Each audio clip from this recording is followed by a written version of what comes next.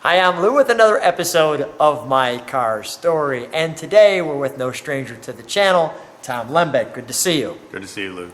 And Tom, another one of your amazing Mopars. Which one is it that we have the Black Widow today? It's a 1970 446 pack Cuda Convertible pistol grip 4-speed shaker hood. It has everything. Why did you want this one? Because a black 6-pack convertible is the holy grail of all, in my mind, 6-pack convertibles. And the color combination, when I heard about it, just seemed too good to be true. And so I chased it for many years, and it finally, came up for sale. And through a friend of mine, I bought the car and did a full restoration on it and took it to the Mopar Nationals probably in 96, 7, or 8, and it won Best of Show, and I've been taking care of it ever since. Best of Show. And you can see why. I'll get you a better shot of the front of that car, but right now I'll let you just take in that profile. So some of you have seen the video called the Cuda Club, which Tom shares many of his Hemi 440 cars. And this one, well, it has a name to it, the Black Widow. How did that all come about? Well, the car was originally out of Ontario, Canada, went to New York, and then a guy took it out to California and had it stored in a garage or barn. And I guess a Black Widow spider set up camp underneath it, female spider, the queen. And when it came back to Chicago, there was a nest underneath the car. And a friend of mine who was running a repair shop that was where the Cuda Club is, started calling me up and was screaming in Spanish that there was a Black Widow spider. I guess he was from Costa Rica. He was familiar with Black Widows. And he said they spray bombed the shop to try to kill the spider. And then it was nicknamed the Black Widow because it was black, blue interior, and the true story of a Black Widow spider setting up a nest underneath the car. Now I want to show you that 440 hockey stripe that's right there. Right, and that was ordered, TX9 car with a B6X fender tag and build sheet coated for, and it looks kind of like a ghost stripe on black cars. Pretty rare to order a hockey stripe on a black car. And let me just share with you this, and we are going to drop the top, but I'll give you just a moment to kind of get the details.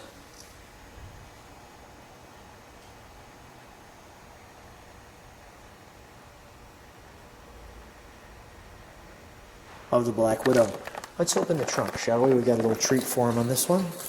Get the keys out of the ignition. Take your time. I'll amuse myself with parts of the car. And the gas, by the way, is right back here, right? I mean, this opens, pulls down. Yeah, this opens up. Yeah. And the license plate, supposedly, that's for the odd number years. The blue with the white, I think it's supposed to be white with blue lettering, according to some Canadian friends. So 70, I think, should have a white license plate with blue lettering. And there's the inspection book. I remember we did a full restoration on the car, and I remember going to Nationals, and there was a guy with an orange 6-pack hardtop, and we beat him out. And he might have had a better restored car as far as some of the parts and everything, but I think the judges were taken back by the black and blue color combination, the fact that it was a convertible. So I always felt bad that he was so upset that he didn't win Best of Show. I'm going to put this. Go ahead. The car is what's important. It's not winning an award or anything like that. Yeah. Let me get it where the light can see it right. Put it right there. There we go. And I won't go through the entire brochure, but you can see the level of detail. I'll give you a moment to pause. I mean, There's a debate whether 70 or 71 are the most desirable six-pack or Cuda body styles, and you know, whether the 70 six-pack convertible in black and blue is, you know, the best one in existence, or if the 71 automatically trumps it. Obviously, color options has a lot to do with desirability. You know, actually, my favorite Cudas are the 76-pack convertibles. For some reason, I just like the motor, I like the style, the fishtail rockers. Single headlight. Yeah, and because the car was ordered in drag race, they didn't get the rally dash. They probably put their own tack in it. All right, we'll shut that. That sounds great. All right, let's, just so I can do the interior, let's take the top, let's bring it top down.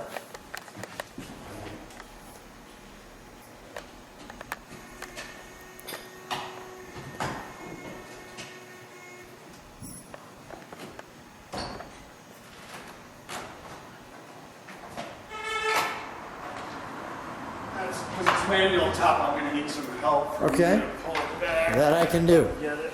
Yep, got it.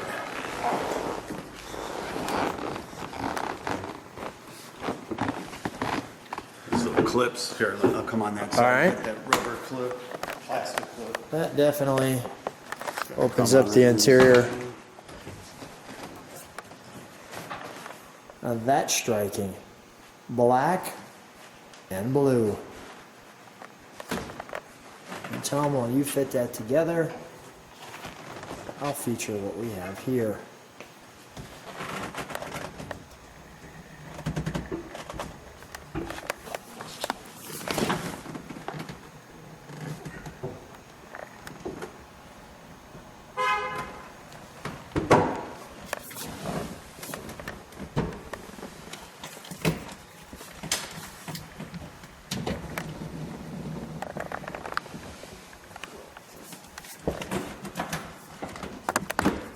They didn't always make it easy to put these tops on. No. Now I'm saying no radio. It was radio delete, and I remember having to get a radio delete plate for the car, which is not easy, but back in the day I found one.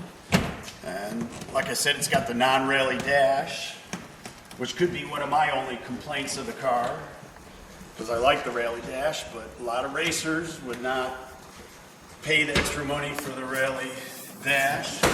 But they did order the shaker hood, which is a special order for any car except the Hemi Cuda. It was difficult to, you know, match the interior and get the correct color blue. Okay, as you can see, we got that. That went pretty smoothly. So blue carpets, blue dash, blue seats, blue visors. It's a pretty striking color combo. How unique is that? I've seen Corvettes with a black and blue interior. There's a few Corvettes. There's some rare big block Corvettes out there. And there is one Hemi Cuda convertible that's black with a blue interior. What's the reaction when you're driving this one? Disbelief, thinking it's a made-up car, that, you know, they don't know what they're looking at. Even when this car first went to a big show in California, they thought it was a made-up car, that those couldn't be the legitimate options on the car. But there's, you know, the fender tag, there's the build sheet. Let's go to the fender It's tag. the real deal. Let's go to the fender And they tag. didn't make another one. So it's got the matching motor, transmission. So I love pretty that. rare piece. And they didn't make another one. And they didn't make another one. Like I said, there's a Hemi convertible. I don't know if that's got the original motor with it, but that'd be worth probably the neighborhood of $3.5 to $5 million, which I don't think the car would even be bought for anywhere close to that, because I don't think that individual wants to sell it. Now, your story of Cudas goes all the way back to college. Right. I first saw a lemon twist Hemi Cuda in 1979 in Danville at the airport hangar. We went to see a P-51 Mustang fly. World War II fighter pilot Ace lived down there, and he pulled the he pulled the plane out of the hangar and went to fly it. And my buddy's like, "Oh, did you see this Hemi Cuda?" I'm like, "Oh, what's a Hemi Cuda?" And there was a lemon twist 4-speed Hemi Cuda sitting in the hangar. And that was the end of it. That was the end of it. And You said, I must have one. I must have a Cuda. I didn't know if it was a Hemi or whatever. But years later, I saw a couple 6-pack convertibles and decided that's what I wanted. All right, so here's what we're going to do. We're going to start it. We're going to let it idle. I'm going to stand behind, listen to it. We'll give it a rev. And then we'll actually back it up for a moment just so I can get a good shot of the front end of it and bring the hood and the pins back in it to give them one last look at the front. You're not running that. Start it right now? Yeah.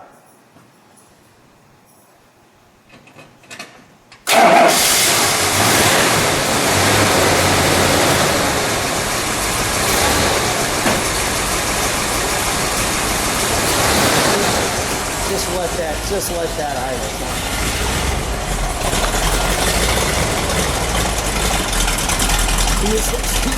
Keep it right there, Hussein. Can you step on the brakes for a moment? Wonderful. Just let me listen to it idle for just a minute.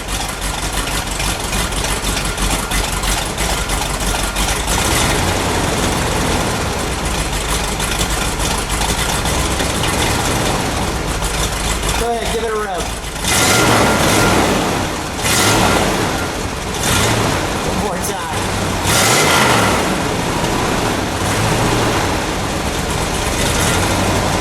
Blew all the carbon off it. We blew off the carbon out there. All right, go ahead. Let's pull it back.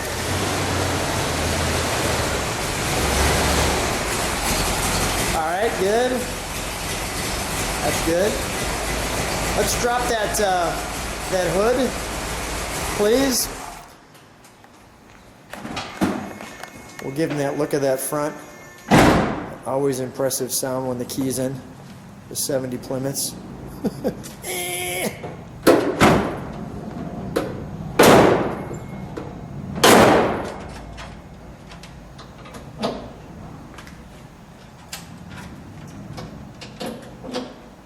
Maybe one of the best looking design cars. Yeah. And there's something to be said for the 70s and the clean look of a 70. I know the 71s usually trump a 70, but there's certain cars that kind of go beyond that criteria. Tom, I'm going to ask you one more favor. Can we just shut the back garage door because I'm getting that glare off the side, and this is such a beautiful car. I just want to have people kind of meditate on that. The black and blue. Coming to you on My Car Story with Lou. Subscribe to the channel. Hopefully you like this. You give it a thumbs up. You can sit back and tell us what you think of the Black Widow.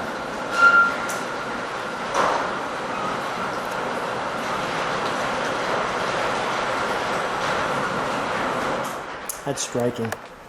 Any final thoughts on this one, Tom? This one is right up there. I mean, you've got... I mean, there may not be a better Cuda in existence. I mean, you could say you want a Hemi convertible, and one does exist, but I mean, the way this car looks with the steel rims, the black, the options, the shaker hood, the hockey stripe, the blue interior. I mean... Pretty cool. It's as cool as they get. Tom, always a treat. It's been fun, Lou. Thanks.